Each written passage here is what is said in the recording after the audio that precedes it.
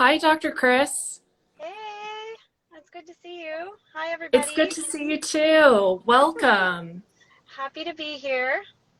Yeah, we're so happy to have you here. And as a reminder for people, we're here talking about why people get migraine. We're so lucky to have Dr. Chris here with us to delve more into that topic.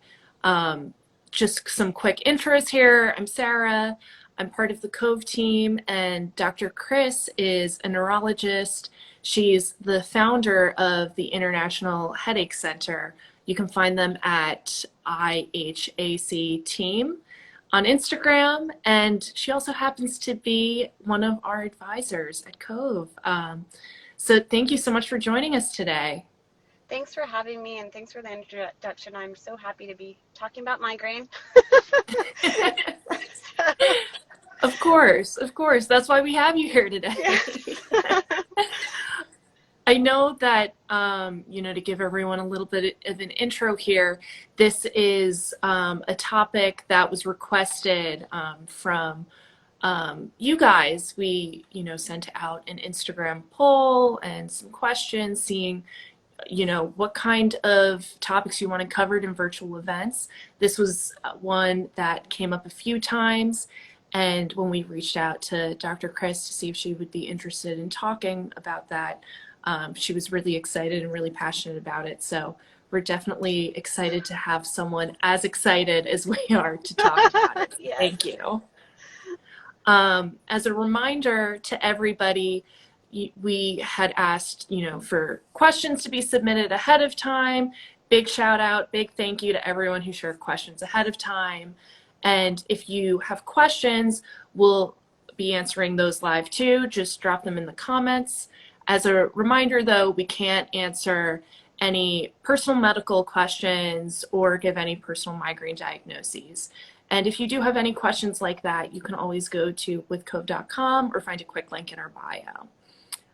And with that, I think we're ready to start. So, Dr. Chris, why do people get migraine? Yay! Today we'll talk about migraine, and you might hear me talking about migraine and headache interchangeably. And so first I wanted to talk about just the term headache. It's not a dirty word. Sometimes people, especially those of us with migraine, we hear headache and it's like not just a headache. And so when I use the term, I mean it as an umbrella term. For headache is an umbrella term for primary and secondary headache disorders, and migraine just happens to be one of those primary headache disorders underneath there. And so obviously I'm a headache and facial pain specialist, so to me the term headache is a very serious term to use, and so if I use it, it's not to downplay migraine in any way. And so the primary headache disorders are actually thought to be due to genetics and environment. And so because migraine is one of those primary headache disorders, then what we know is that if one parent has migraine, then 50%, offspring has a 50% chance of getting headache. And if both parents have migraine, then that would be the offspring have 75% chance. So they're likely to get migraine disorder. We've also found some genetics with migraine, and so there's like a group of migraine types. So I need to like bring a bunch of umbrellas with me next time, but if you Right. think of that, No worries. you have the term headache, and then you have primary and secondary headaches, and then you have the term migraine underneath, and then under migraines, there's also different types of migraine. And so there's a type of migraine called familial hemiplegic migraine, and we actually have like chromosomes for that, and it's specific genes on different chromosomes that cause that, and so that's very genetic. Um, Migraine is also more likely in those who are female, and in the most productive years of our lives, so in our 30s. And then the 1 year prevalence of migraine overall in the US is about 12%. And so a different way to look at that is about 1 in every 4 households has someone with migraine. So all of that to say that in reality, so we know it's genetics plus environment, but we really don't completely understand the pathophysiology or the mechanics of what causes migraine. And so I want to take a step back to, I kind of describe what headache means when I'm using the term headache. So I want to talk about what I mean when I say migraine. So there's a difference between migraine disorder and migraine attack. And so the way I'm using it now is like a migraine disorder. So it's a neurological condition. So that's when people say it's not just about the headache. It's not about the headache. You know, that's just the part that we can see. And so the term migraine as a disorder is something that's happening, that any brain can have a migraine attack, but the migraine brain, or those who have migraine disorder, have just a decreased threshold to have a migraine attack. So a common way, a lot of people, and you can stop me and ask questions if I'm, if Yeah, I'm just talking, absolutely. because I will talk about this for like hours. I love this topic too, and just talking about headache in general. But so a lot of people understand high blood pressure, right? Because they know someone who Right. has high blood pressure, and it's very, there's a lot of education about that, unlike migraine, which we're starting now to find more education about it, but really we don't have much education widespread.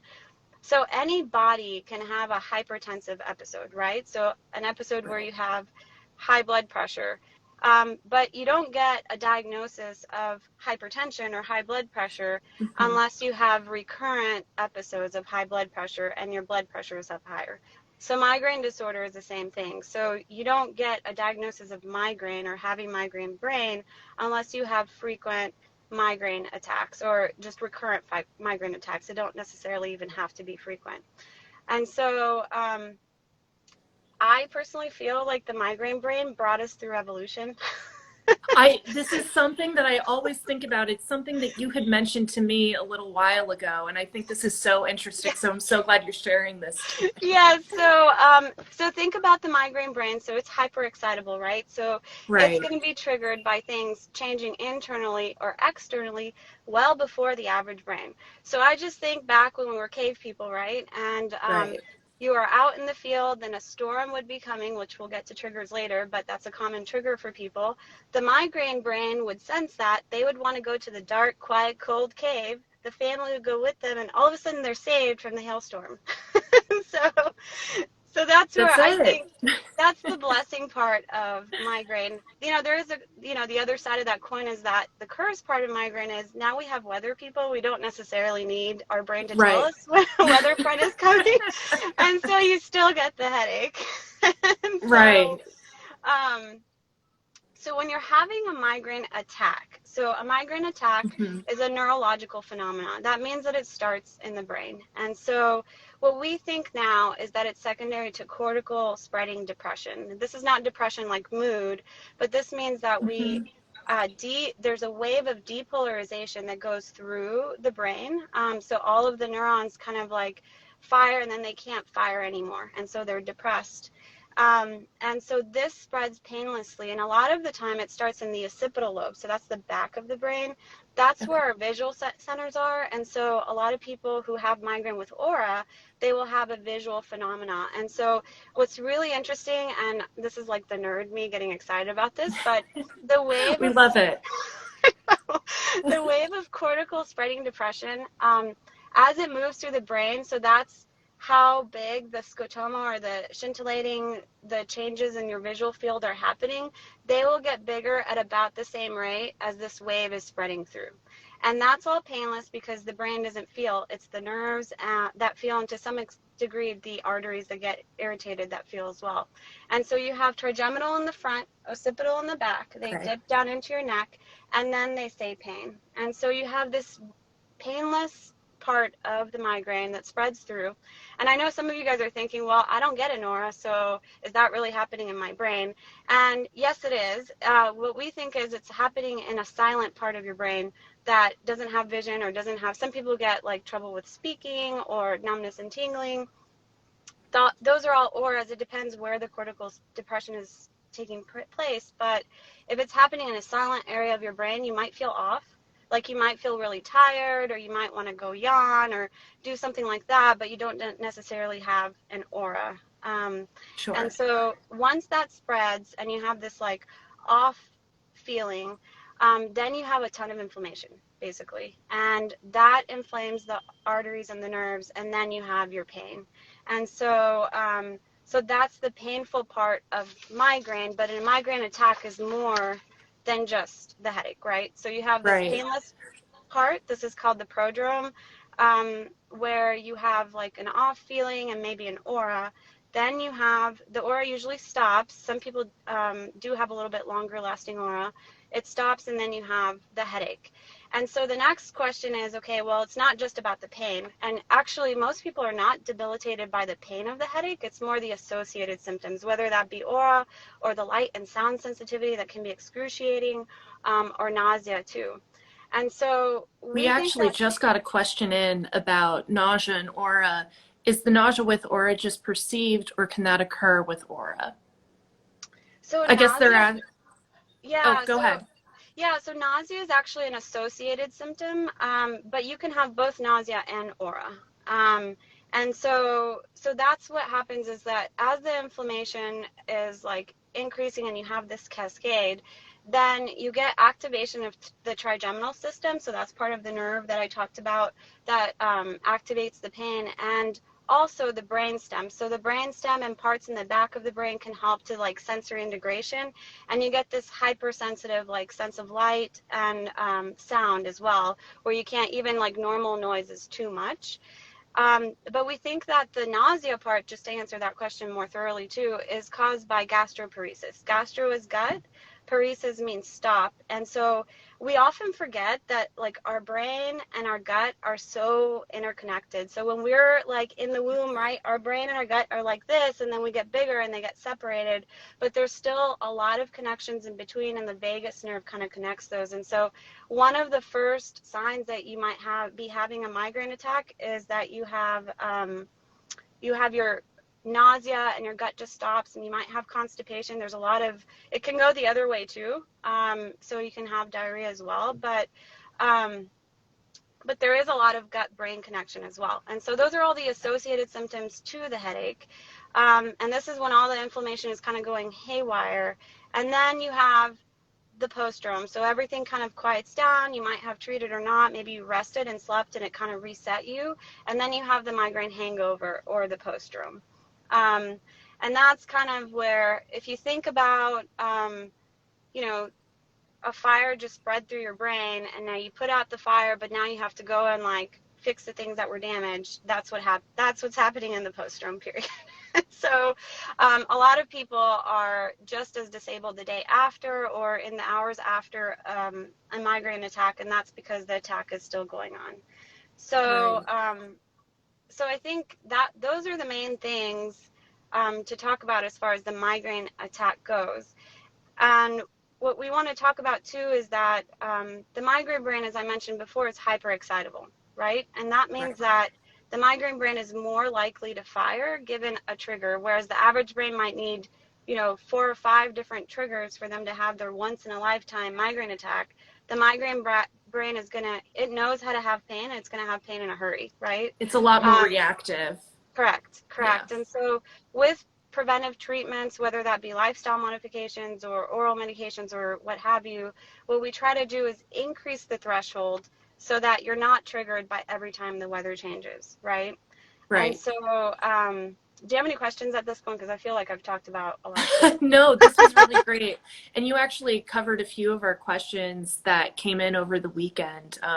There were a lot of questions about genetics playing a role in migraine and if they really do play a role. There was one really great question from someone, I'm looking to my notes here, Yeah. saying that no one in their family had ever had migraine. But they knew that migraine was hereditary, and how could it be that they're the only person in their family that has migraine? Yeah, so that's a great question. So my follow-up question is to reword that as any headache. Has anyone had any headache? Because a lot of times what people call sinus headache or regular headache, I feel like migraine people are just very stoic, and those are actually migraine headaches. It's just that the way that the general population uses migraine is a really intense head pain, right? Right. And the way that a neurologist uses the term migraine is your brain is hyperexcitable, you're going to trigger headaches. And when I tell patients that actually most people don't get any headaches, and if you can remember a headache, it's probably migraine, they're very surprised by that. And so my backup Right. question would be that I would ask, you know, is it okay, they didn't have migraine, but is there any other headache that anyone in your family had? And what happens is, because it's household and it's so genetic, Hmm. everybody in the family just headaches. Doesn't everybody have headaches? It's just something that we live with. It's not that big of a deal, and so then it's like you never know that it's not quote unquote normal to not have a headache. So, but if Right. truly no one ever had a headache, even a sinus quote unquote sinus headache, or Hmm. or anything like that, then because it's genetics plus environment, there could be the genetic predisposition, and then something in your environment triggered the phenotype of migraine, and so it could be Right. that way. Um, and so I don't know if that answers the questions completely, but I think it's totally possible, and we see it all the time. But more likely than not, I've seen this even in my own family. Um, you have a family history of headache, migraine, primary headache disorder. It's just that Hmm. it's not being called that in the household. Sure. And I think too, what you kind of covered it. What some people consider a migraine could be different than what other people could consider it, especially if they're not really familiar with migraine. There's such a range of symptoms. There's such a range of triggers that Mhm. everyone has such a different story that maybe certain family members may not think they have migraine and they do. Correct. Yeah, that's a great way to put it. We got another really great question in just now from Mel. How do you know what type of migraine that you have? So it's all about history. So you going into the neurologist and talking about your headache, and then talking about the symptoms that you have associated with your headaches, and then there's a criteria. So there's the international criteria for headache disorders, Hmm. ICHD, and there's actually a third version out right now. And then if you meet criteria for whichever migraine it is, then that's how you know. Um, there's not like, Sure. unfortunately, we're not to this level yet, but maybe in the future, like way in the future, there's no like blood test we can take to say, hey, this is the type of migraine you have, and this is the medication you're going to respond to. Typically speaking, though, if there's a history of headache in the family and we get a migraine phenotype, whatever migraine you have, Mhm. typically family members tend to respond to similar treatments. That's great. That Yeah. that's kind of good if you have access to that family history. It hmm sort of unveils the mystery a little bit faster Yeah, for I think people. that's why it's so important to just talk to people like, hey, did you know, like, Right. what is headache? It's not, and that headache is, most people don't get headaches. So if you're having headaches, it's Mhm. probably migraine. And, a true sinus headache, and even medical professionals label people a sinus headache, but a true sinus headache responds to antibiotics. So if you're not getting antibiotics for your headache, you're probably having migraine. And people Right. are always like, well, I take antihistamines and it goes away. And it's because of the inflammation that migraine causes, and that those antihistamines are working to, put out the fire of inflammation that's going on. And often we use those as bridge sometime therapies, or symptomatic therapies for migraine itself. So, Right. I'm actually trying to scroll. I know we got a question a little earlier today. Is there any kind of supplement out there that is helpful for sort of managing inflammation, especially with migraine? so the supplements that are evidence-based, meaning studies Right. have been done on them for migraine, are coenzyme Q10, and this is just general information. I can't give any medical advice, but Yeah, of typically, course. Of typically course. it's 300 milligrams daily of that, and it usually doesn't cause any side effects. It's good. So coenzyme Q10 is an enzyme that the mitochondria. So going back to like science class in seventh grade, the Right. The powerhouse of the cell. that's right. The energy making part of the cell is using to make energy. And we found that patients with migraine might be deficient in that. And so supplementing that helps. And it's good for organs who use a lot of energy, like the heart and the brain. And then magnesium is similar, and that's about 500 milligrams daily. It can cause diarrhea. And then riboflavin, 400 milligrams daily. And that can cause neon colored urine, and there's nothing to do, but drink lots of water. Sure. So, Sure. And this is a nice moment for me to put a little plug in here that Cove offers all three of those supplements. And we also offer it as a combination product called Beam. So if you're interested in checking that out, just check it out at withcove.com. yeah, that's good. And if you're going to try these supplements, I say just take all three. If you get side effects and you've taken the separate pills, then you can separate them out and take out, whichever one it might be. But use it for at least 12 weeks because these are going to the microcellular level and it takes time for them to make a difference. And then after 3 months, if you don't feel any different, then that's great. You give it a good try and move on to the next thing. But it usually Right. takes that long. People start feeling better within the first few weeks, but it just takes 12 weeks to know is it helping or not. Um, Sure. We actually got another great question. How does drinking alcohol have an effect on migraine? so this is great because I was going to talk about triggers too and just go Yeah. through go through common triggers. Um, the main to answer the question directly is a lot of the times it's not the alcohol, it's the fact that you got dehydrated, and dehydration triggers headache Right. more, and then being dehydrated makes your attack last longer than it would if you stayed hydrated in the first place. And so I think that some people do have, like, I drink red wine and then I get an attack, and it's not with other Hmm. alcohol. But most people, if you could drink a cup of water with every like cup of alcohol that you're having, you'd probably be doing yourself a favor and might not have the attack Right. later. Right. That's a good tip. So the most common trigger, about 80% of patients have this, is stress. And so it's something Hmm. that we can't do very much about. And so this is just to, also talk about, doing those preventive treatments, whether they're lifestyle modifications or what have you, is so important because you can't expect the stress in your life to change. I mean, there are some things we can do to, biofeedback and cognitive behavioral therapy Hmm. and like just breathing, you know.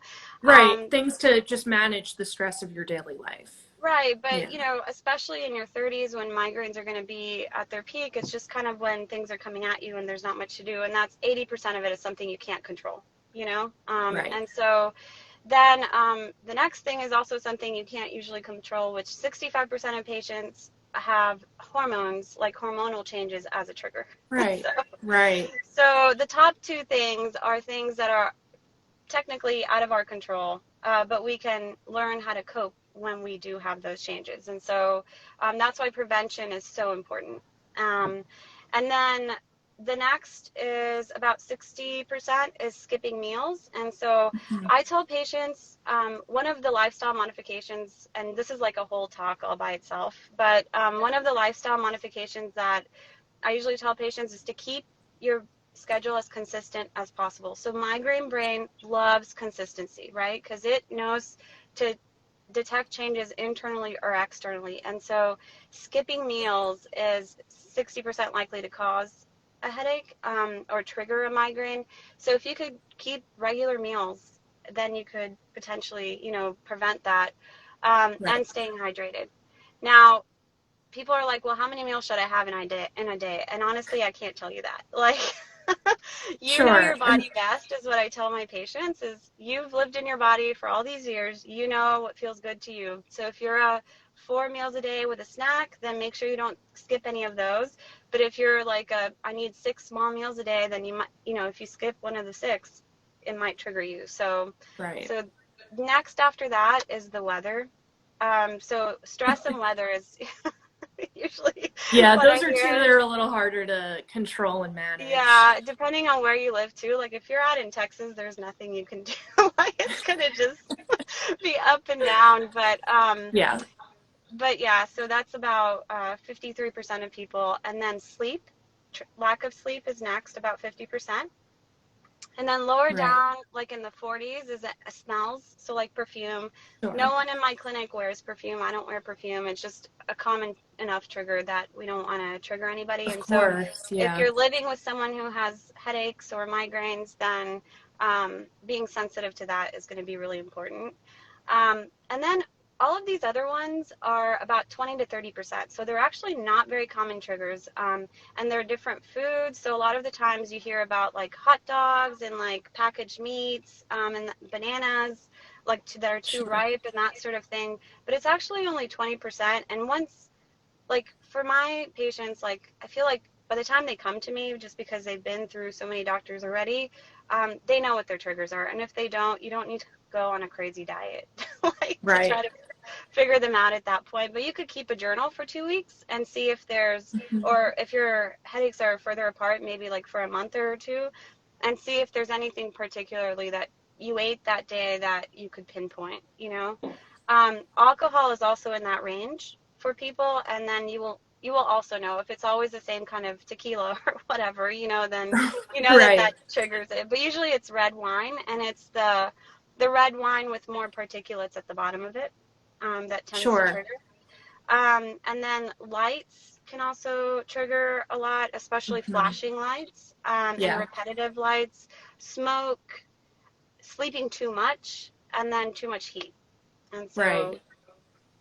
those are Yeah, the it sounds common ones. like keeping consistency is a big theme, whether it's, keeping consistent sleep, keeping a consistent eating schedule, visually making sure that there's not too many light changes. It sounds like consistency is key. It is key. I just saw a really great question. It says, "Do men get migraines too?" I And was gonna absolutely, ask that yeah, one next. I yeah. love that It just question. like that is so good. So yes, it's more So predominant in. I'll Yeah, restate yeah. the question in case Go ahead. anyone else missed it. Do men get migraines too? For some reason, I only know women who get migraine. Yeah, so it is more common in female, but actually, so if you look back, because kids get migraine too, right? And so if you look back when you're a child, both boys and girls get migraine at about the same rate up until age 10, where then migraine for boys kind of levels off, and migraine for I'm showing my visual with my hand that you can't Yes. see, but and migraine for girls then spikes up. And that's around the time of puberty, and so that's where the hormonal changes play a big role. But absolutely, men can get migraine, and they are treated the same way as women with migraines are. So. There's another really great question in here. You mentioned that migraine, it sort of peaks during your 30s. Is there a reason for that?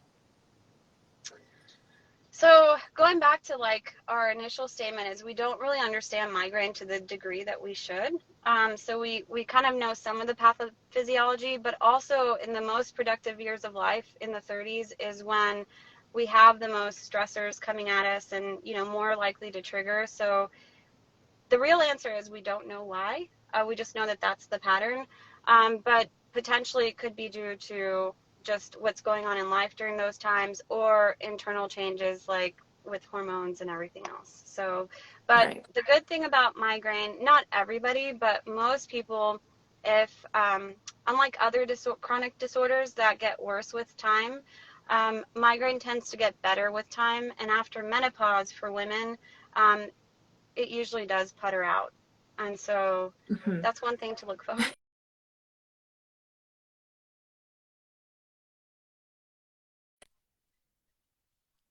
Right.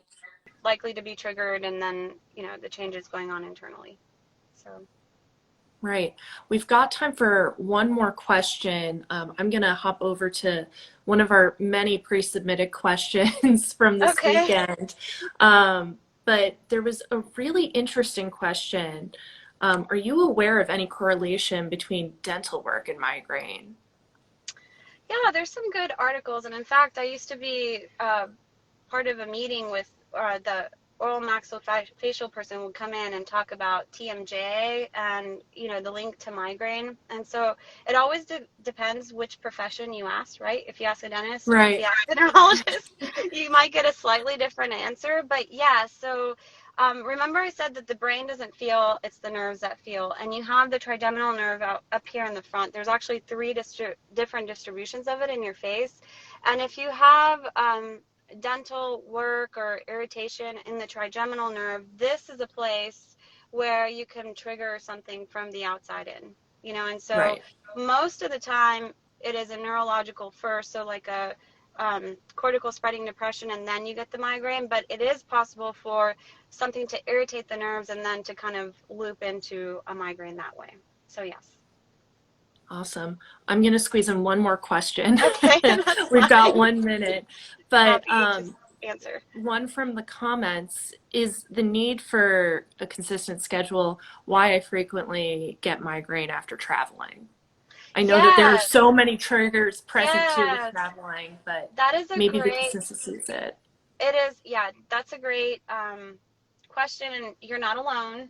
A lot of people get migraines with traveling. It's partly the consistent schedule, but also you're eating different foods and everything else, and you're just not sleeping enough and all of that. But yes, so that is a great time where I mentioned the term bridge, and so that a lot of my patients will bridge when they know they have to travel. They'll take, you Mm. know, some antihistamine like Zyrtec or something like that for a few days while they're traveling to kind of help simmer down inflammation and make it less likely for a migraine attack to happen. But yes, that is why.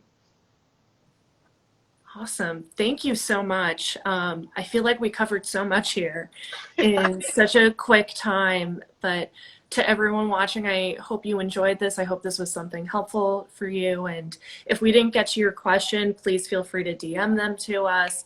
We'll answer you over there. And just to wrap things up, Dr. Chris, do you have any parting thoughts for us? No, this was so much fun. I'm always happy to answer questions, and I'll tell you when I don't know something or we don't know something. But is this going to be in the stories so that people can come back and look at Yes, it? so we'll have this saved. So, you know, if you're looking to watch this again or share it with anyone, or if anyone missed it, you can find it on our profile. Awesome. So happy to talk to everybody, and hopefully we'll be able to do this again. Yes, yes, I would love that. And we're getting so many thank yous in the comments, so I'm sure You guys are our too sweet. community would love that too. Okay. Bye, All guys. right, all right. And you know, wrapping this up, if you have any questions too, I'll repeat, you can DM us. If you have any questions for a doctor, we're always here to help at withcove.com. You can find a quick link in our bio. And yeah, thank you for joining. Thank you for submitting your questions ahead of time. Thank you for leaving your questions in the comments, and we'll see you soon. Bye. All right, bye everyone. Thank you.